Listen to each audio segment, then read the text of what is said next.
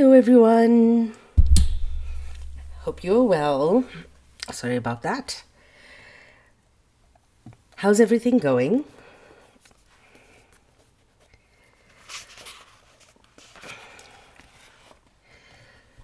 So yeah, today was a little bit of an odd day because I went to a certain kind of club. The one that I usually go to is closing down, so I'm trying to find other places. And yeah, I got to meet a very famous South African dominatrix who I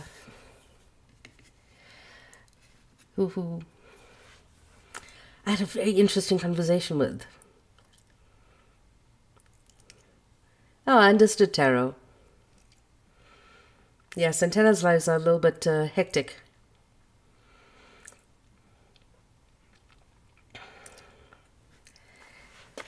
But we are on chapter 2, and I got some comments on the last reading of chapter 1 from white people saying,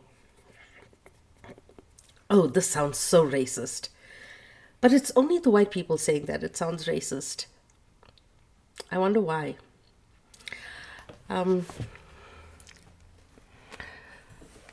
Because the people of color who commented were all saying things like, oh, I was having this conversation the other day, or like, I've been thinking these kinds of things, like about the history of colonized spaces and how these colonized spaces have dealt with things like immigration.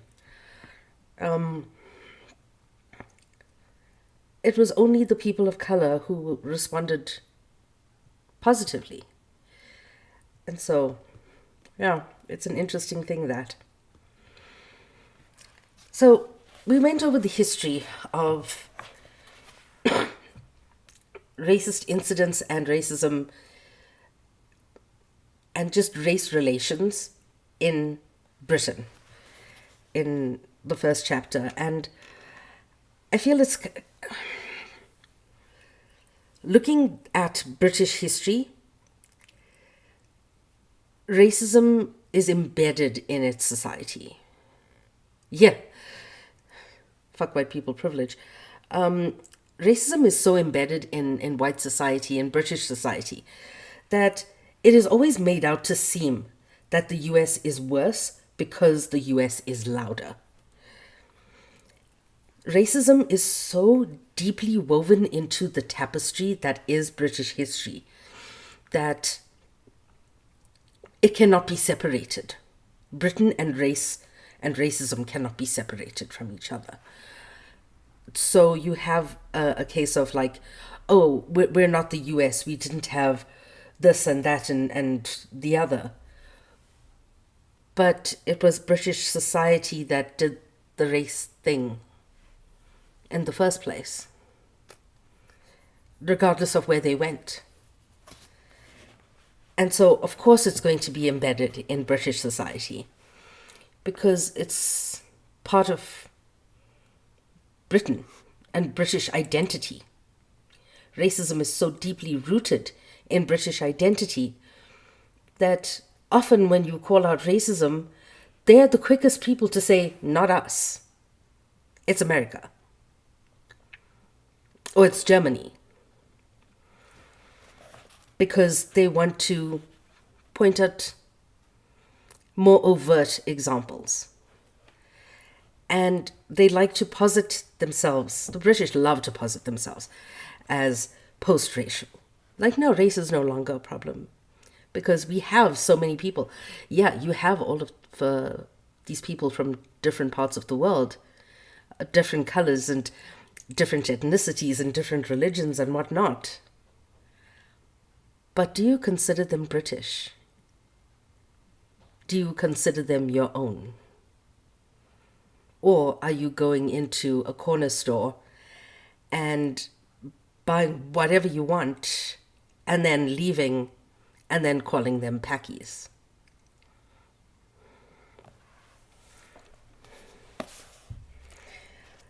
So now we get to Chapter 2, the system. On the evening of 22nd April 1993, 18-year-old Stephen Lawrence left his uncle's house in Plumstead, southeast London, with his friend Dwayne Brooks. As Stephen and Dwayne waited at the bus stop, Stephen started crossing the road to see if the bus was coming. He didn't make it to the other side. A later inquiry found that he was confronted by a gang of young white men around his age, who surrounded him as he approached. Stephen was set upon and stabbed repeatedly. Dwayne fled, and Stephen followed, running over 100 yards before collapsing due to sustained blood loss. He bled to death on the road. A day after Stephen Lawrence's death, a letter listing the names of the people who turned out to be top suspects in the case was left in a telephone box near the bus stop.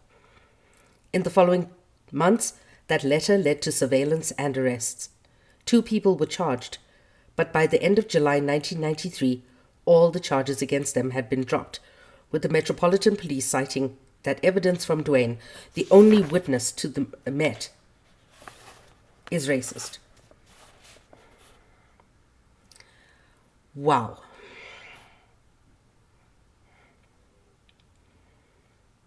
Just fucking wow.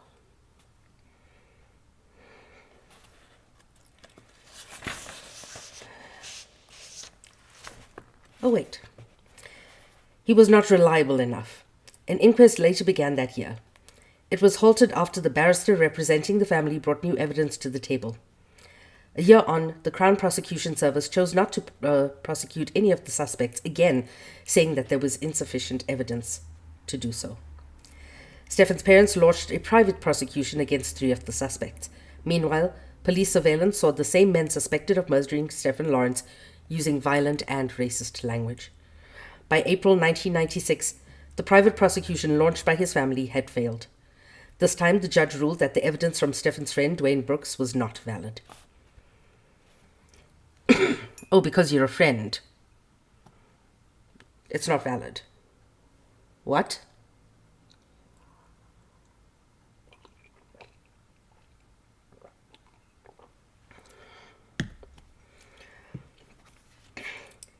In 1997, the decision from the inquest initiated in 93 was announced. Although each of the 5 suspects refused to answer the questions put to them, a verdict of an unlawful killing in an unprovoked racist attack was delivered. Later that year, Kent police investigated police conduct after an official complaint from Stephen Lawrence's parents to the Police Complaints Authority. The result 9 months later would find significant weaknesses, omissions, and lost opportunities in the way that police dealt with the investigation of Stephen Lawrence's death, because the police are fucking racist.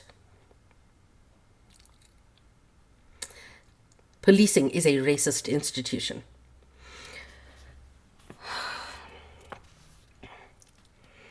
Kent Police Deputy Chief Constable Bob Ayling spoke to BBC's Newsnight programme 2 years later, calling the police's investigation into Stephen's death seriously flawed.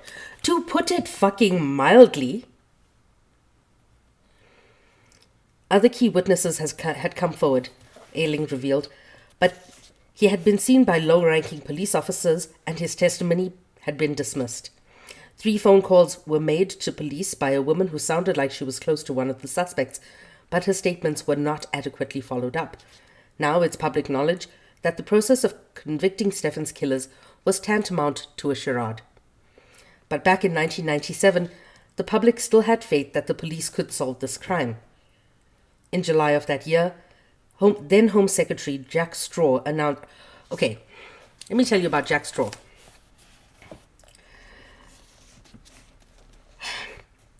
He announced inquiry after inquiry. He announced, we are looking into this, we are looking into that, with never any results.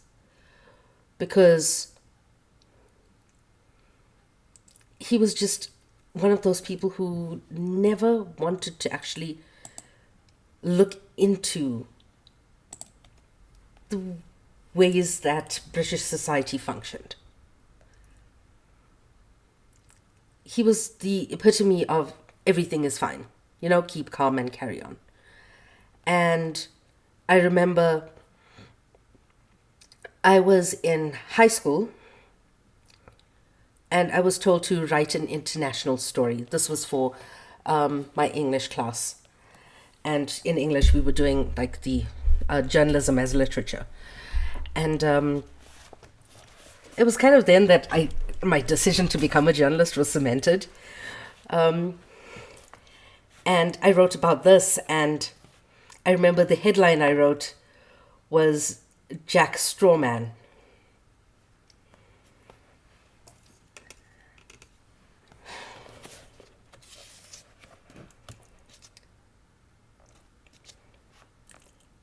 Jack Straw announced that there would be a judicial inquiry into Stephen Lawrence's death and the following police investigation. It was to be chaired by a High Court judge named Sir William McPherson. Dissatisfied with the police handling of the case and their seemingly unending search for justice, in 1998, Stephen Lawrence's family called upon the Metro Police Commissioner, Sir Paul Condon, to resign. It's always throw somebody under the bus. Don't actually investigate how the systems are run. Don't investigate how the foundations of something or the roots of something is rotten. Let's find a scapegoat to throw under the bus, and all will be well.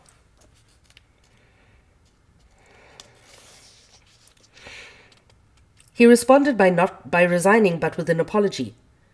I deeply regret that we have not brought Stephen's racist murderers to justice, and I would like to personally apologize again to Mr. and Mrs. Lawrence for our failure. Apologies do fucking nothing.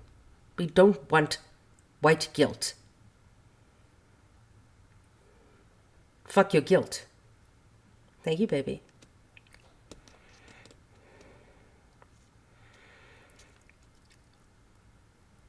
We have heard what the people have been saying, and I accept that the central concern is that the Met is racist. I acknowledge that we have not done enough to combat racist crime and harassment. Duh. They still haven't. Despite this admission, Sir Paul chose not to yield any suggestions that the Metropolitan Police were institutionally racist. Of course he wouldn't, because it works in his favor. Speaking to the press at the time, Doreen, Stephen's mother, and the figurehead of the Lawrence family's campaign for justice said, Sir Paul has got fine words. I've still not been given the answer as to why Stephen's killers are still free.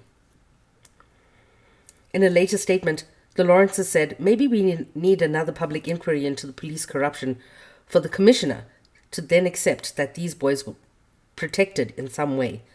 If it hadn't been for this inquiry, the commissioner would still be saying that the officers did everything they could to bring our son's killers to justice.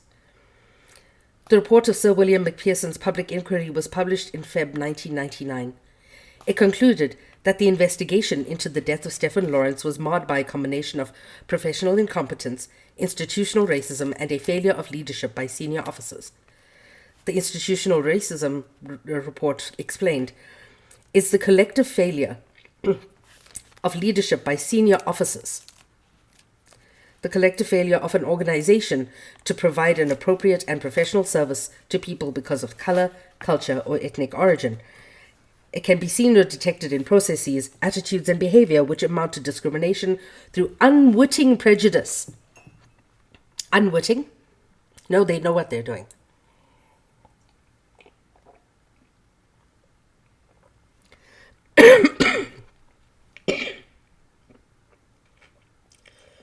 Unwitting prejudice is not a thing. Not when it comes to institutions like this. Individuals, yes. Not institutions.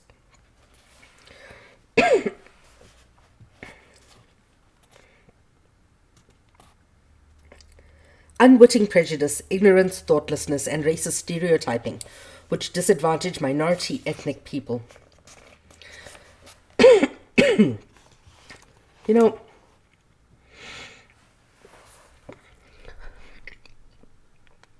a lot of the people who try to defend themselves from accusations of racism during apartheid.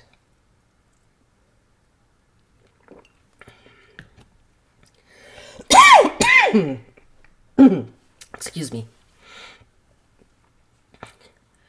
A lot of the people who try to absolve themselves, I should say, we didn't know.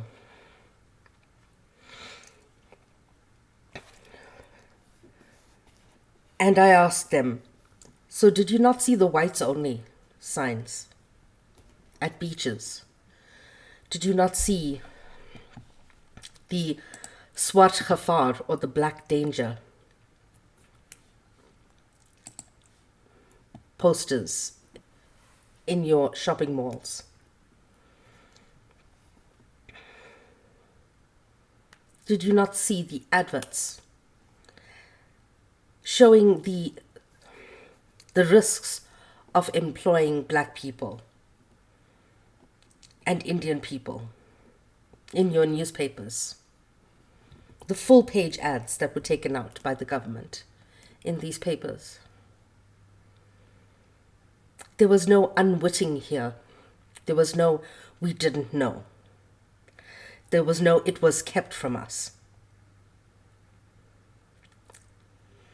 Because apartheid as a system was widely known of, widely covered,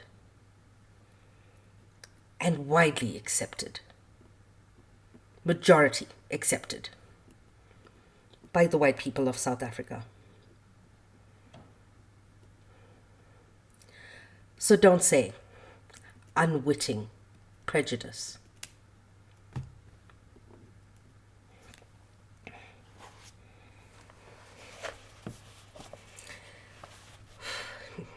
In the words of Womblands, you fucking knew.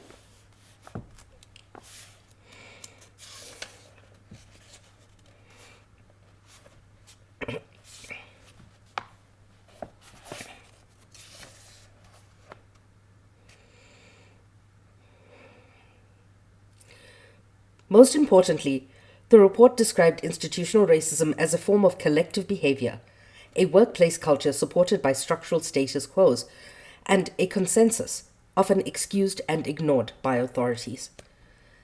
Among its many recommendations, the report suggested that the police force boost its black representation, of course. Okay, let's do some window dressing.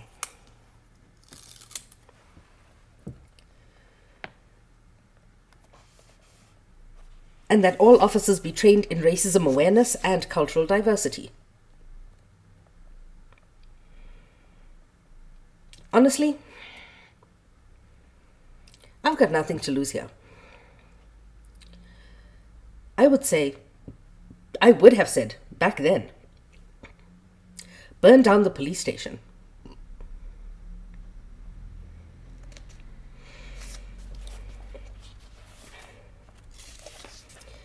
In 2004, and after another review, the Crown Prosecution Services announced that there wasn't enough evidence to prosecute any of those suspected of murdering Stephen Lawrence. In 2005, a change in the law saw an 800-year-old ban on double jeopardy lifted, meaning that it was no longer illegal to try suspects twice for the same crime. A review of forensic evidence led to a new trial of those suspected of murdering Stephen Lawrence. On 4th January 2012, 19 years after Stephen's death, 2 out of the 5 suspected men were finally found guilty and sentenced for his murder.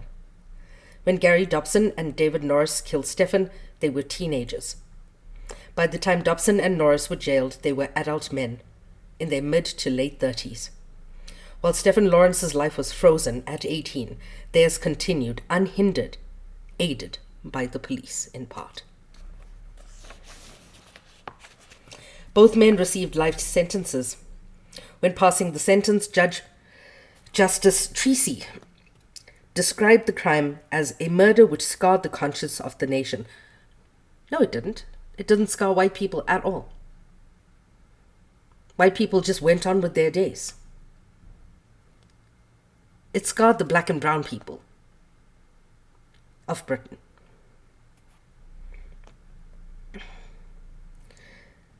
It was a monumental day for Britain, if long overdue.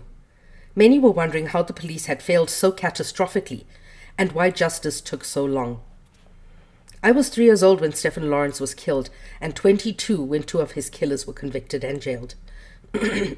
Doreen Lawrence's struggle for justice stretched out along the timeline of my childhood. Reports on the Stephen Lawrence case were some of the only TV news I remember absorbing as a kid. A vicious racist attack, a black boy stabbed and bled to death, a mother desperate for justice. His death haunted me. I began to lose faith in the system. I used to have a feeling, a vague sense of security at the back of my mind, that if I returned home on a day to find my belongings ransacked and my valuables gone, I could call the police and they would help me. But if the case of Stephen Lawrence taught me anything, it was that there are occasions when the police cannot be trusted to act fairly.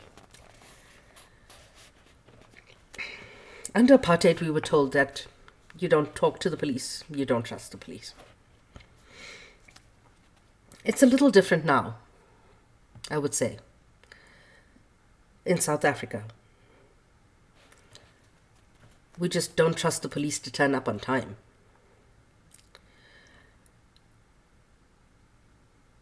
But the institutionalized prejudice is still there in favor of whiteness, even if the police officers are not white. Because it is, after all, a system built on slave catching.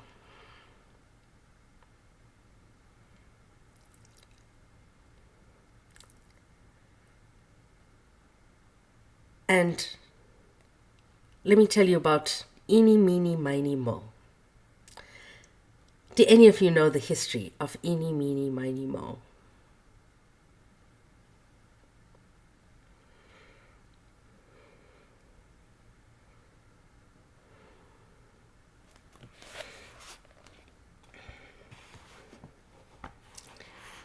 Because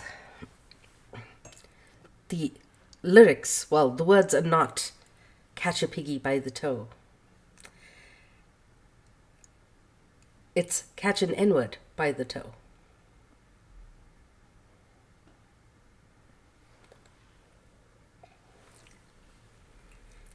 Yeah.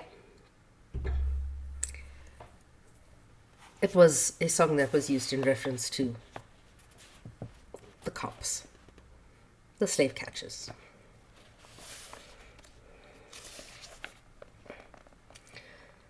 For so long, the bar of racism has been set by the easily commendable activity of white extremists and white nationalism. Condemnable. Jesus Christ, Nikki. The white extremists are always roundly condemned by the big 3 political parties. The reactionary white pride sentiment, so often positioned in opposition to social progress, has never really gone away. It manifests in the ebb and flow of groups like the National Front, the British National Party, and the English Defence League. And now, of course, Reform UK. Their political activity, whether storming down busy streets in hoodies and balaclavas or suited up and feigning respectability at political conferences, has real-life consequences for people who aren't white or aren't British. If all racism was easy to spot, grasp, and denounce as white extremism is, the task of the anti-racist would be simple.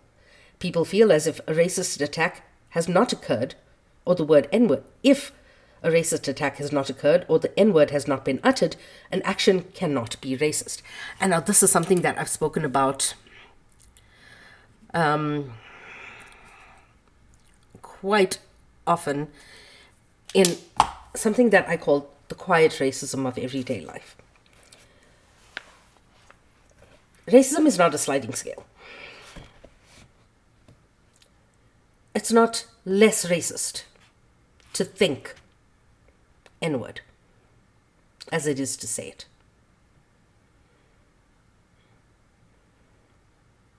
And sometimes I get pushback on that. It is equally racist to think the N-word as it is to say it. As a white person, or as a person who's not supposed to use it, who is not a person who isn't black.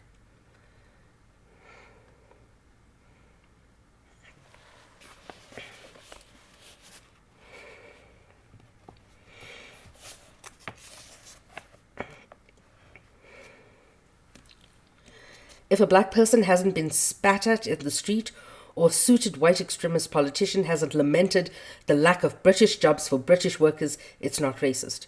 And if the suited politician has, it's because it's not racist to want to protect your country, right?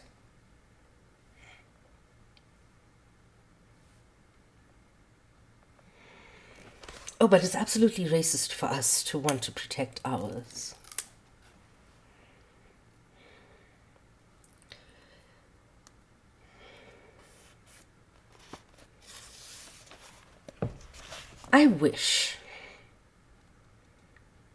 I absolutely wish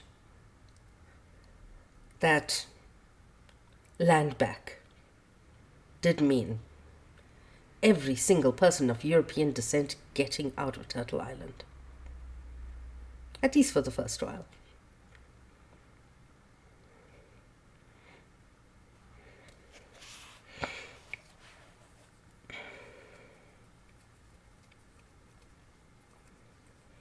Just to scare them a little bit. But I know the indigenous people are a lot kinder than I am.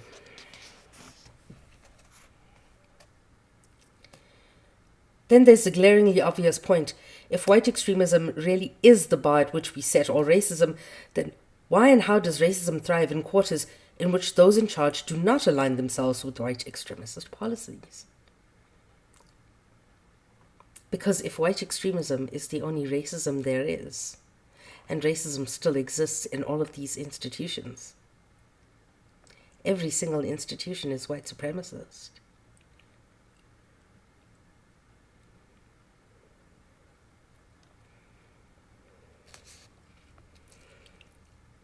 The problem must run deeper. We tell ourselves that good people can't be racist. We seem to think that true racism only exists in the hearts of evil people. No.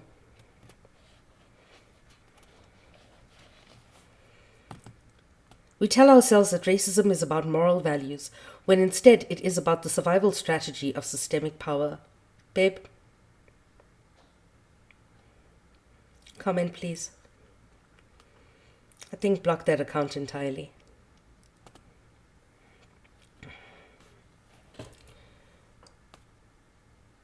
We tell ourselves that racism is about moral values, when instead it's about the survival strategy of systemic power. And that is what I have been saying for years. Thank you.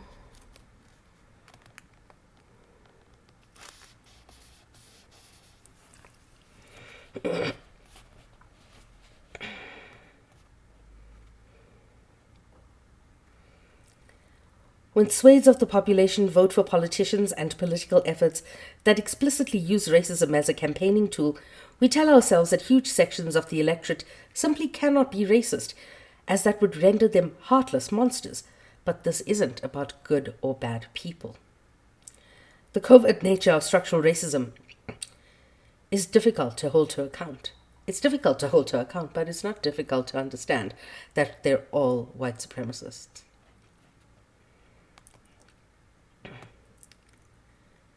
It slips out of your hands easily, like a water snake toy. You can't spot it as easily as St. George's flag and a bare belly at an English Defence League march. It's much more respectable than that. I appreciate that the word structural can feel and sound abstract. Structural. What does that even mean? I choose to use the word structural rather than institutional because I think it's built into spaces much broader than our more traditional institutions. And that's why I hold them as not different things, but different branches of the same tree. Thinking of the bigger picture helps you to see the structures. Structural racism is dozens or hundreds or thousands of people with the same biases joining together to make up one organization and act accordingly. Structural racism is impenetrably white. A white workplace culture set by those people where anyone who falls outside of that culture must conform or face failure. Structural is often the only way to capture what goes unnoticed. The silently raised eyebrows, the implicit biases, snap judgments made on perceptions of competency. In the same year I decided to no longer talk to white people about race, the British Social Attitude Survey saw a significant increase in the number of people who were happy to admit their own racism. The sharpest rise in those self-admitting were, according to The Guardian, white professional men between the ages of 35 and 64, highly educated and earning a lot of money. This is what structural racism looks like. It's not just about personal prejudice, but collective effects of biases. It's the kind of racism that has the power to drastically impact people's life chances. Highly educated, high-earning white men are likely to be landlords, bosses, CEOs, head teachers, university vice-chancellors. They are almost certainly people in positions that influence other people's lives. Almost certainly the kind of people who set workplace cultures, unlikely to boast about their politics with colleagues or acquaintances because of the social stigma of being associated with those racist views. But their racism is covert. It doesn't manifest itself in spitting at strangers in the street. Instead, lies in apologetically smiling while explaining to an unlucky soul that they didn't get the job. It manifests itself in the flick of the wrists that tosses a CV in the bin because the applicant has a foreign-sounding name. The national picture is grim. Research from a number of different sources shows how racism is weaved into the fabric of our world, demanding a collective redefinition of what it means to be racist, how racism manifests, and what we must do to end it. It seems like black people face a disadvantage at every significant step in our lives. Let's say that a black boy starts his first day at school, the first British institution he will pass through, independent of his parents. Mum and dad are full of hope for what he might become, an artist, doctor, the next prime minister, and this is where he will set himself up to achieve those wished-for goals. But perhaps his parents should temper their excitement because evidence suggests that the odds will be stacked against him. According to the Department for Education, a black schoolboy in England is around 3 times more likely to be permanently excluded compared to the whole school population.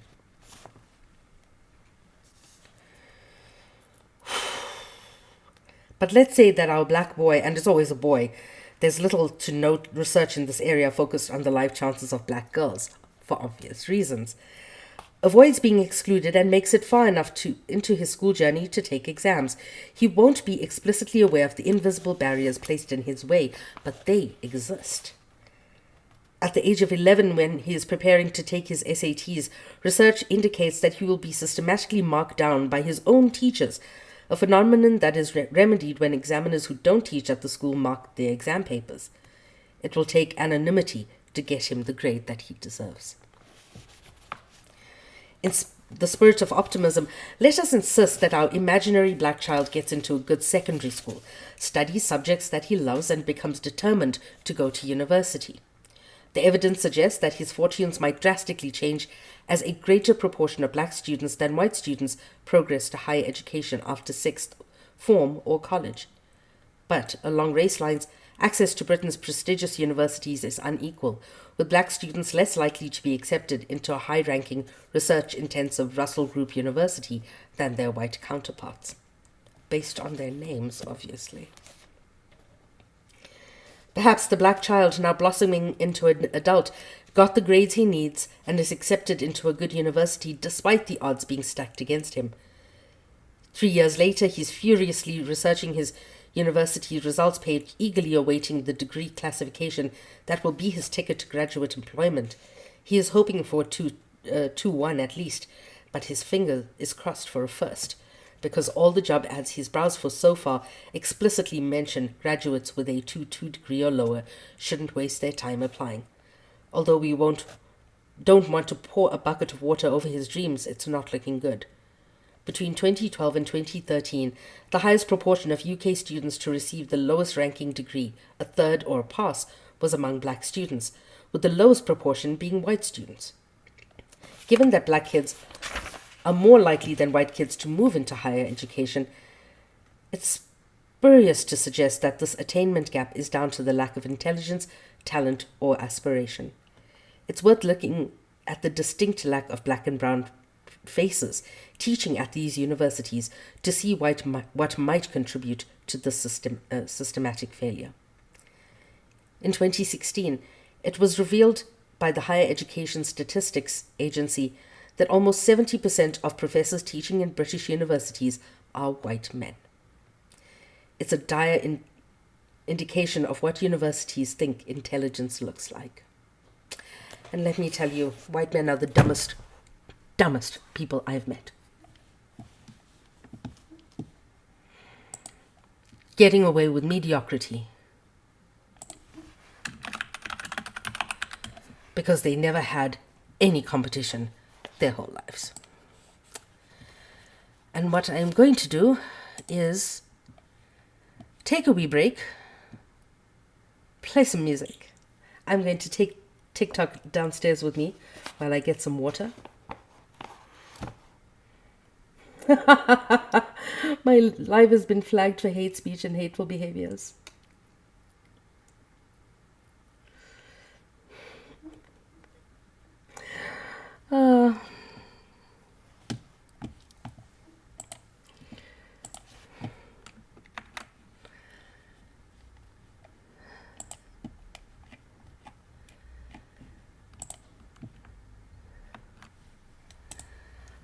Because, you know, the algorithm is racist.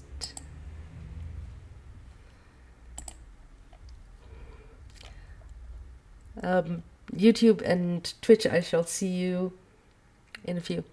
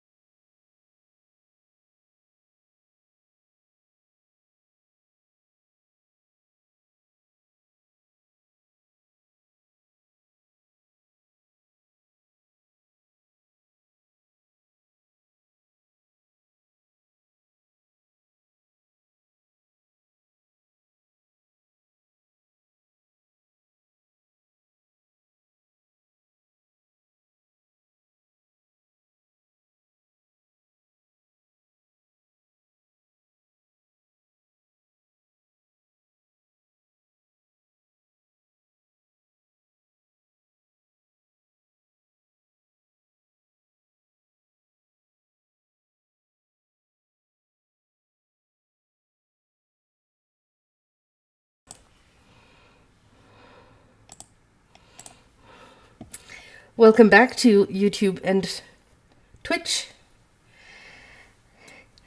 Thank you. So yeah, the thing about white men. Thank you. The thing about white men is that when there's nobody else on the playing field, it's easy to be good. So white men especially have gotten away with mediocrity majority of their lives.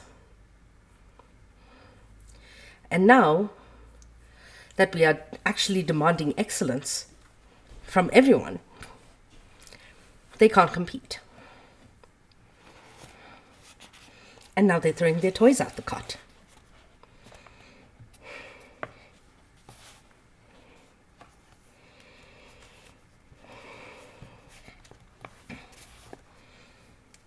Mediocrity will no longer be tolerated from white people.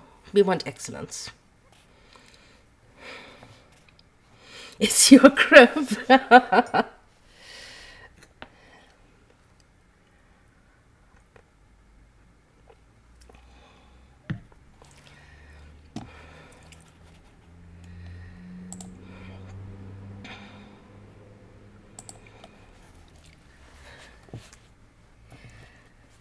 All right, back to page 68. Because he exists in this book only to make a point, we can imagine that the young black man makes it out of education in one piece with a good degree from a good university and his eyes fixed upon getting a good job, like all determined graduates. Although he won't know it, outside of education, the drastic racial disparities continue. He might look at the white kids he went to university with and watch them effortlessly transition from student booze culture loving lager louts to slick young professional status. Full of hope, our black boy will still continue to send out CVs because he believes in meritocracy. There's no difference between him and his white peers, he thinks. They sat at the same lectures, read the same books, but his potential employers may not see it that way. In 2009, researchers working on behalf of the Department of Work and Pensions sent job applications with similar educations, skills, and work histories to a number of prospective employers. The only distinctive difference around the applications were names. Either sounded white British or they didn't. The researchers found that the applicants with white-sounding names were called to an interview far more often than those with African or Asian-sounding names. High levels of name-based net discrimination were found in favor of white applicants, the report commented. So our young black man could find himself unemployed or scraping by for a very long time. Research in 2012 found that austerity was hitting young black men particularly hard, with their demographic facing a sharp rise in unemployment, predating even the 2008 recession. A staggering 45% of black 16 to 24-year-olds were out of work in 2012 compared with 27% in 2002.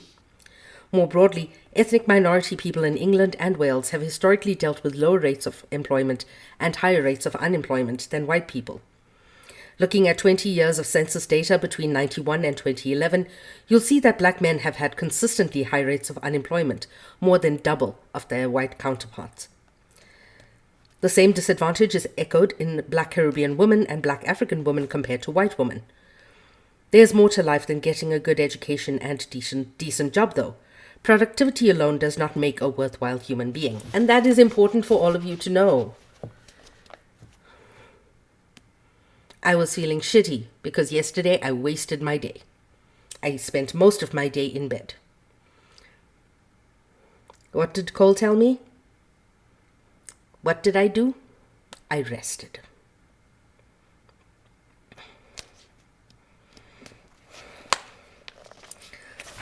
What about our young black man's social and personal life? On his way to meet friends or to school or work, he might find himself stopped and searched by the police. In fact, he will almost certainly have some contact with the police. A 2013 British report revealed that black people are twice as likely to be charged with drug possession, despite the lowest rates of drug use. Black people are also more likely to receive a harsher police response, being 5 times more likely to be charged rather than cautioned or warned for possession of drugs. That probably won't come as a surprise to him, though. He'll be used to that feeling of an overbearing police presence in his life. Thanks, Louis. Yes, Everett, self-care is a win. Yesterday it wasn't really self-care. I was kind of beating myself up for not being productive, and I do need help today. So after the live, if anybody is available to body double with me, that would be greatly appreciated. I will be in my server or live hopping, but I do need help.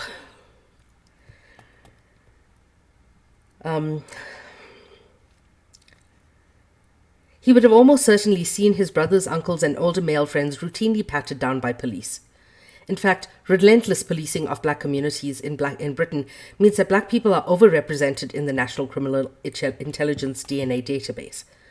Although there's no recent official figures, a 2009 report from the Equalities and Human Rights Commissions estimated that roughly 30% of all black men living in Britain are on the database, compared with about 10% of white men and 10% of Asian men.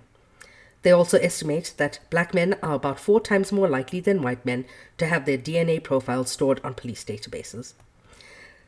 This led to the Commission to comment, "We are concerned that the high proportion of black men recorded on the database, estimated to be at least 1 in 3 black men, is creating an impression that a single race group represents an alien wedge of criminality. That is because of racism within policing." Fuck the police. ACAB all day, every day. We must hope that later on in his life our black man is not adversely affected by health problems, either physical or mental. In 2003, NHS England reported that there is a uniformity of findings that people of African and African Caribbean backgrounds are more at risk than any other ethnic group in England to be admitted into psychiatric hospitals under the compulsory powers of the Mental Health Act. That is being sectioned against your will. In the same year, an inquiry into the death of David Bennett, a black man who died in a psychiatric unit, added that black people tend to receive higher doses of antipsychotic medication than white people with similar health problems. They are generally regarded by mental health staff as more aggressive, alarming, dangerous, and difficult to treat. Because there is no empathy in these places for people who do not look and sound like the norm, which is white. Instead of being discharged back into the community, they are more likely to remain as long-term inpatients. As our imaginary black man gets older, he is less likely to receive a diagnosis of dementia than white counterparts. If he does, he will receive it at a later stage than a white British person. Our black man's life chances are hindered and warped at every stage. There isn't anything notably individually racist about the people who work in the institutions he interacts with. Some of these people will be black themselves, but it doesn't matter what race they are. They are both in and of a society that is structurally racist. And so it isn't surprising when these unconscious biases seep out into the work they do when they interact with the general public. With a bias this entrenched in too many levels of society, our black man can try his hardest, but he is essentially playing a rigged game. He may be told by his parents and peers that if he works hard enough, he can overcome anything, but the evidence shows that this is not true, that those who do are exceptional to be succeeding in an environment that is set up for them to fail. Some will even tell them that if they are successful enough to get on the radar of an affirmative action scheme, it is because of tokenism rather than talent.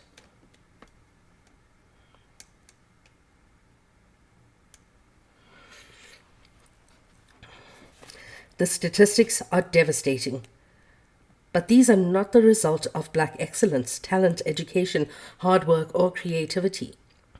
There are other, more sinister forces at play.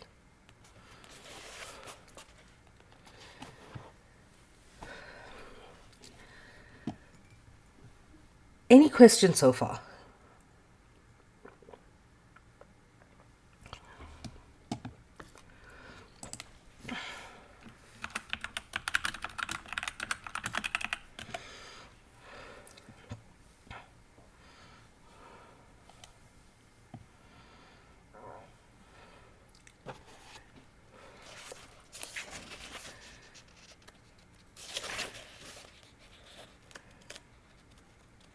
I think I'm going to stop there for today because there's a couple more. Or should I continue for a few months more?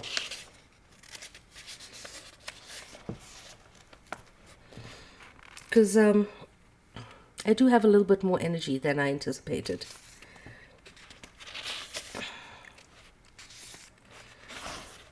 I will stop at page 81. We are on page 72 right now. There are swathes of evidence to suggest that our life chances are obstructed and slowed down if you are born black in Britain. Despite this, many insist that any attempt to level the playing ground is special treatment, and that we must focus on equality instead of opportunity, without realizing that leveling the playing ground is enabling equality and opportunity. So, what they're actually saying is don't level the playing field. They don't want affirmative education or affirmative action or black economic empowerment because they insist that that is a handout. Like whiteness isn't a handout. Like a daddy loan isn't a handout. Like generational wealth isn't a handout. Like owning land isn't a handout. Like being a man isn't a handout.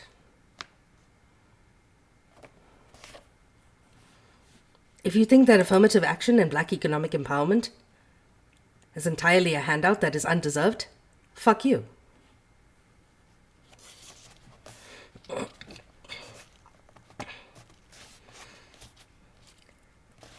This is far from new. Over a decade ago, Neil Davenport wrote on Spiked Online that affirmative action enforces rather than overcomes notions of unequal racial abilities. Instead of being seen as a solution to a systemic problem, positive discrimination is frequently pinpointed as the key accelerators in rampant political correctness, and quotas are some of the most hotly contested methods of eliminating homogeneous workplaces. Hi. How are you, darling?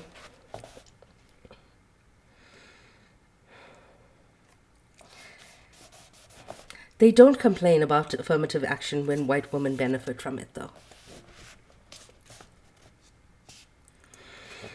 The method works a little bit like this. Senior people in the organization realize that their workplace doesn't reflect the reality of the world they live in. Because of either internal or external pressure, they implement recruitment tactics to redress the balance.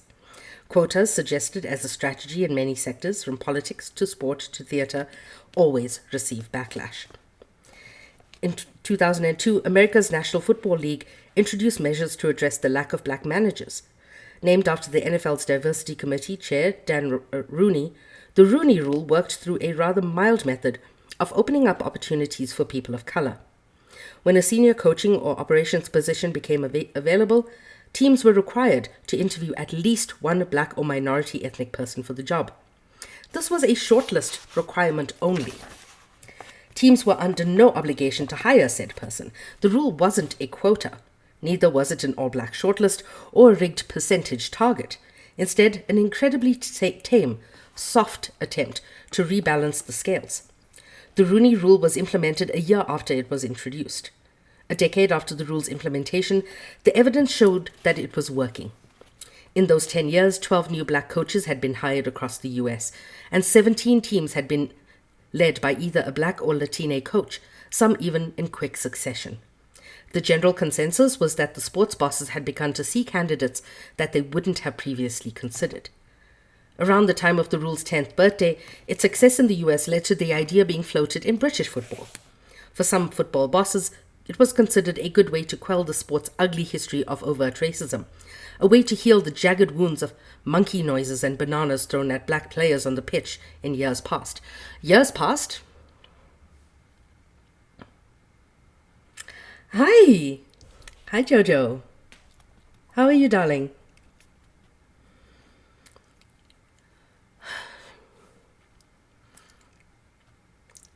How many of you watch or know anything about English football?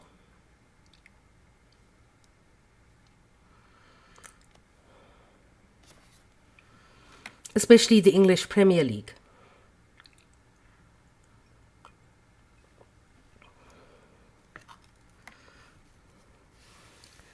So I know a lot about the English Premier League. I've been watching English football since I was a kid. Marcus Rashford, one of the greatest players of our time, to this day, has bananas thrown at him by supporters in his own club.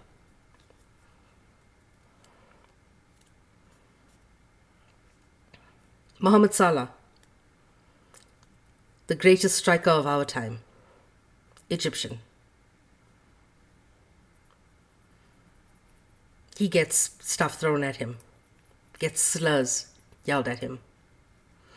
The most recent, one of the most brilliant goals I've ever seen him score. Somebody literally screamed in his face from the crowd that he's a sand N-word.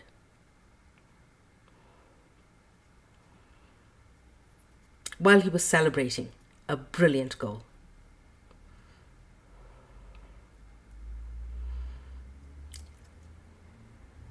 No, this is not years past. This is today.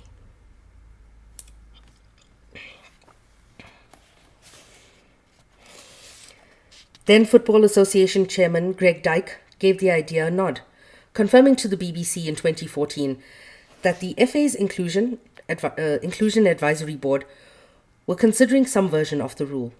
In British football, as of 2015, the numbers on race were pitiful. Despite an overall black and ethnic minority representation of 25% in both leagues, there was only one black manager in the Premier League and just 6 black managers in the Football League entire. There were no black managers in Scotland's 4 top divisions and just 1 in Wales' Elite League. Despite its utterly inoffensive nature, the idea of implementing the Rooney Rule in British football sent the nation into a spin, of course, because Britain is rooted in racism. Britain is for whites only. Don't you know? Chairman of Blackpool FC Carl Oyston called it tokenism, an absolute insult to people in the sport. Carlisle United manager Keith Curle essentially called it a box-ticking exercise. Richard Scudamore, chief executive of the Premier League, introduced plans to develop a pool of black coaches, instead called the Rooney Rule unnecessary. The way it was spoken about, you'd think that the FA's plans weren't suggesting having one person of colour on an interview shortlist, but were asking team heads to walk into their local supermarket and offer their most high-level jobs to the first random black person they saw in the vegetable aisle. In 2016, the English Football League opted to put forward proposals to implement the Rooney Rule on a mandatory basis. The Premier League chose not to entertain the idea even voluntarily. Because the Premier League is also a racist institution. They do nothing. Absolutely sweet fuck all. When Rashford and Salah, 2 of the greatest players in English Premier League history, on the receiving end of racism.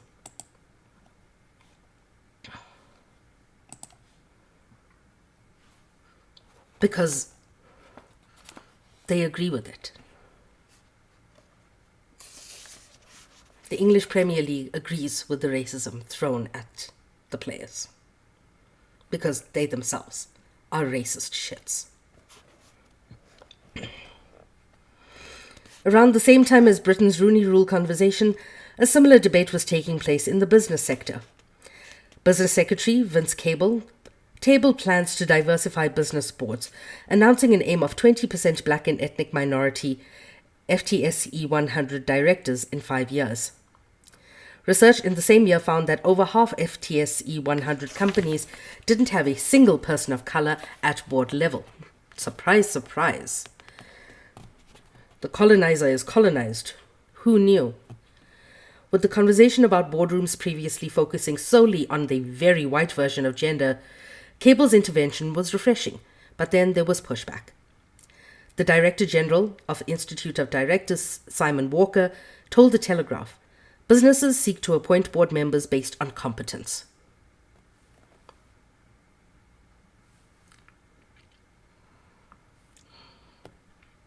So his assumption is that people of color are incompetent because they are people of color.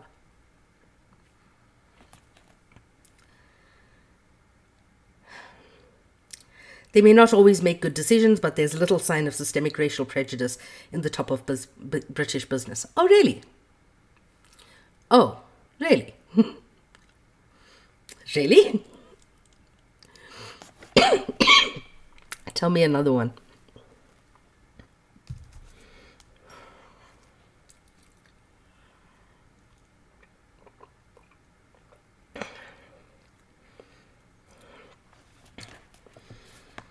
In 2015, a debate pondering the possibility of quotas to secure an increased number of women and people of color judges prompted senior judge Lord Justice Leveson to announce to a lecture hall that the idea was demeaning, creating a principle of appointment not of merit but in order to achieve gender or ethnic balance. No, that's not the point. The point is considering people of color and women and femmes. Aye. Which they weren't even doing. So they weren't choosing people on merit, they were choosing people based on the color of their skin and their gender.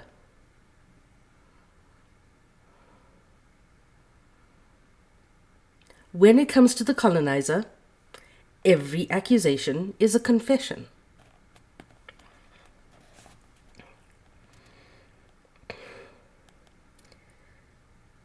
It will inevitably lead to the inference that those appointments are most decidedly not based on merit.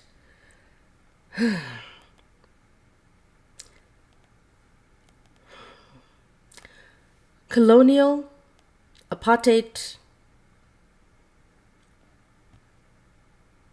era, all of those systems, created under those systems and maintained under those systems, was not merit-based. That is something that they have told themselves that was absolutely based on merit because it was them. And they still decide who is human and who isn't. And if they keep on saying, no, it has to be based on merit, you are assuming. What you are saying when you say that quota systems or economic redress or employment equity or affirmative action is not based on merit. What you are actually saying is that your default of merit is a white man regardless of what his competencies are.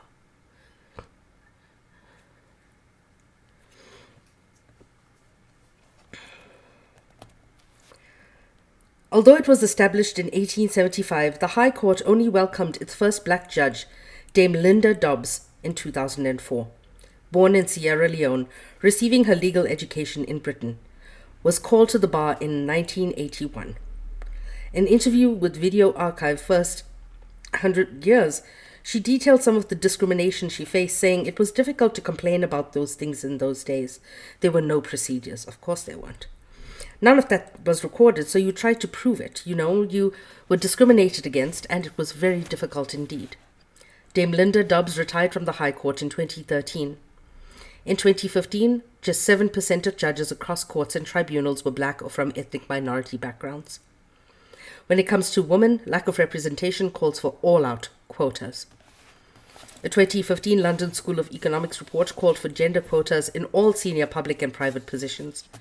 When a survey in the same year showed that less than 20% of senior managers in the City of London were women, women in the financial sector began calling for quotas to tackle overrepresentation of men.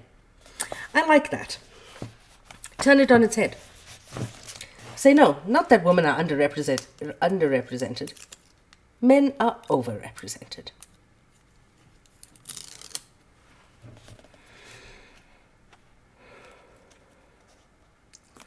And when surveyed in 2013, over half the women working in construction, many of whom were working in companies where women were just 10% of the workforce, they supported the idea of quotas. When it comes to race, the language used to raise awareness on similar issues is much less definitive. Because when it comes to gender, you'll have the white woman. When it comes to race, the white woman will side with patriarchal white supremacy.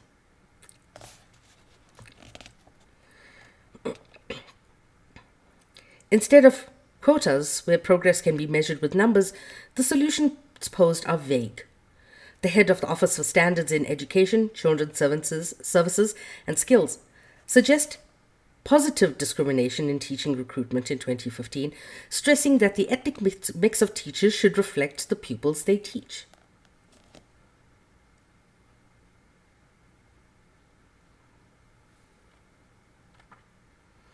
That's what they use as an excuse.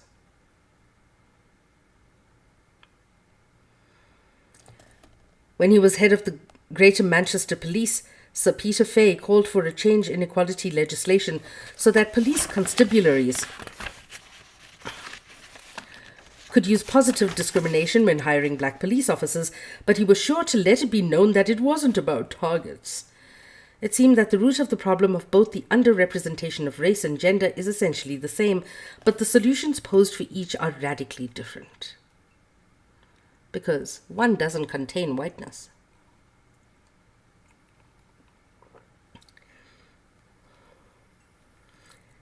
And while one form of anti-discrimination legislation or laws or what's the word I'm looking for? Regulations. It uplifts a previously disadvantaged group, women. It still protects whiteness.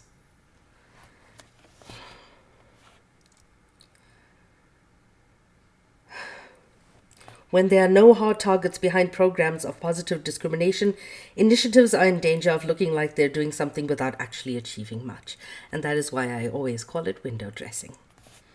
Positive discrimination initiatives are vehemently opposed.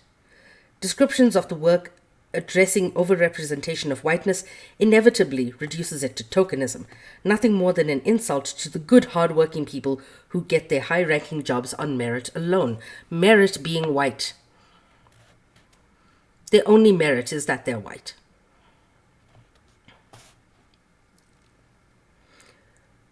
Whenever I do panel event circuits, meritocracy and quotas tend to be an issue that rests heavily on the audience's minds.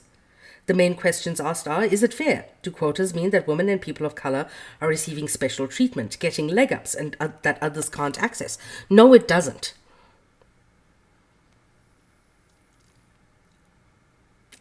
It means that women, femmes, and people of color are getting some sort of head start that was given to white men all the fucking long.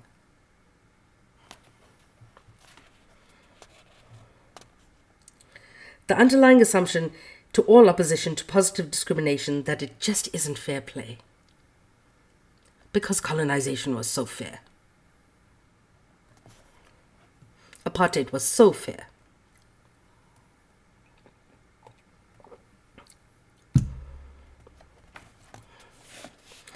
The insistence is on merit, insinuating that any majority white leadership in any industry has got there through hard work with no outside help.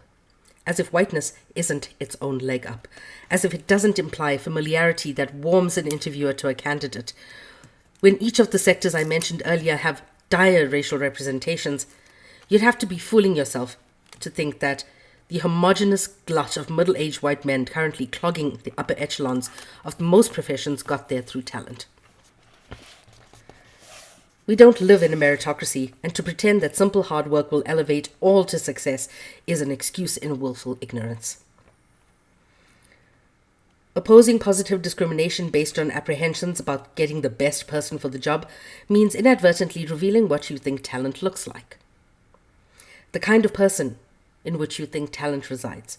Because if the current system worked correctly, and if hiring practices were successfully recruiting and promoting the right people for the right jobs in all circumstances, I seriously doubt that so many leadership positions would be occupied by white middle-aged men. In fact, I don't think it would be white at all.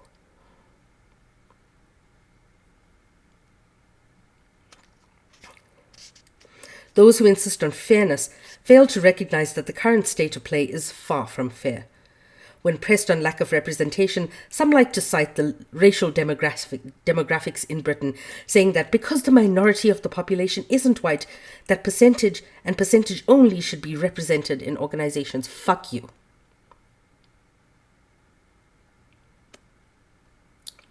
If you think that representation and percentages should align and all of that, white people need to get the fuck out of corporate South Africa.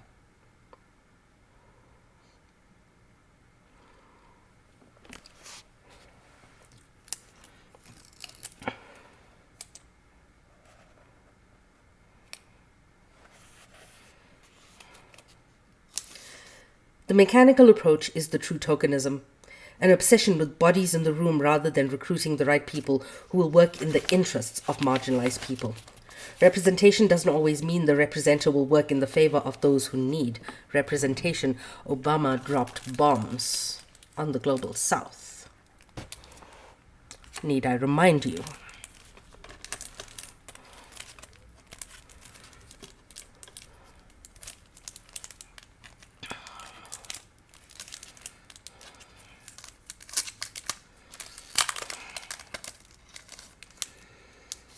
And just a little reminder, if you ever think of getting me gifts, I need page tabs. I always need page tabs. All of my books are all filled with page tabs, where I go back and reference them until the page tabs fall out, and then I have to use new ones.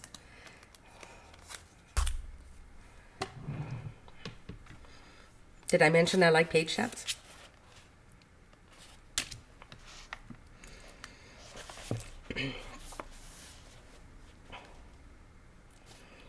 In the interest of honesty, I must disclose that there was a time where I thought efforts to increase black representation was suspicious.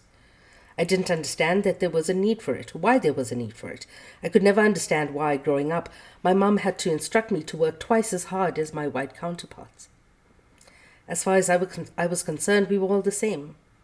So when she forwarded me for an application for a diversity scheme at a national newspaper, I felt angry, indignant, and ashamed. At first, I resisted applying for it at all, telling her, if I'm going to compete against my white peers, I'm doing it on a level playing ground. It is not a level playing ground. It is never a level playing ground. And until white supremacy is eradicated from this world, we will never be a level playing ground because whiteness is its own merit.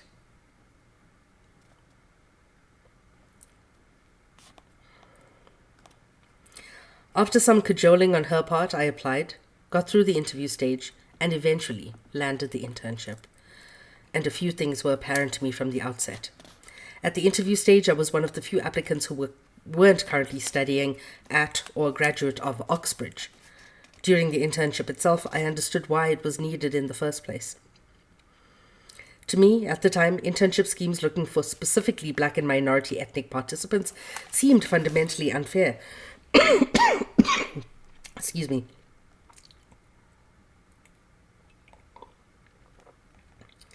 But once I got through the door, the black faces working there were most likely to be doing the catering or cleaning, then setting the news agenda. Moreover, back then, it was rare for internships to be formalized at all. Until recently, media internships had been running on word of mouth and nepotism, relying on someone who knew someone who knew someone. It still runs that way. Thank you. Internships still run that way. And when I see people of color that I know who have either lost jobs or are applying for jobs or in the job market or trying to look for a new job because of a shitty ass boss or schedule or whatever, I'm like, let me give you a leg up. Let me do what I can. Let me do your CV, your resume for free. Let me write your cover letter for you.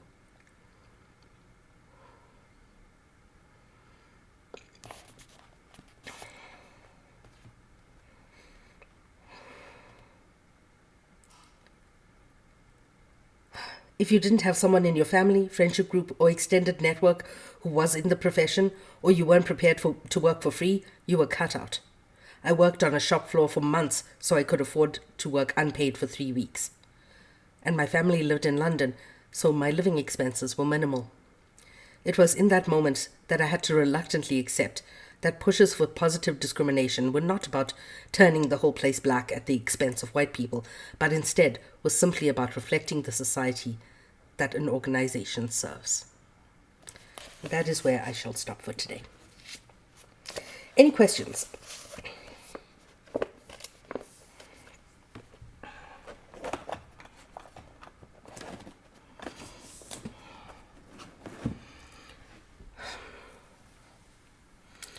If there are no questions, then I shall end it here for today.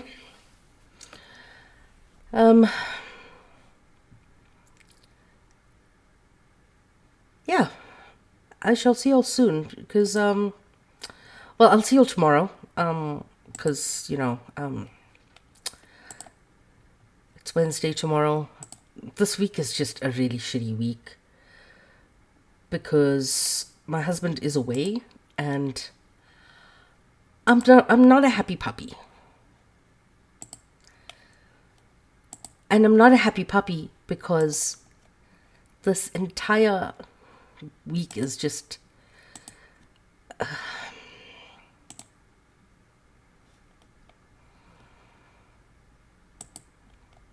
it's silly. This week is silly. So I'm going to go and I shall see you all soon.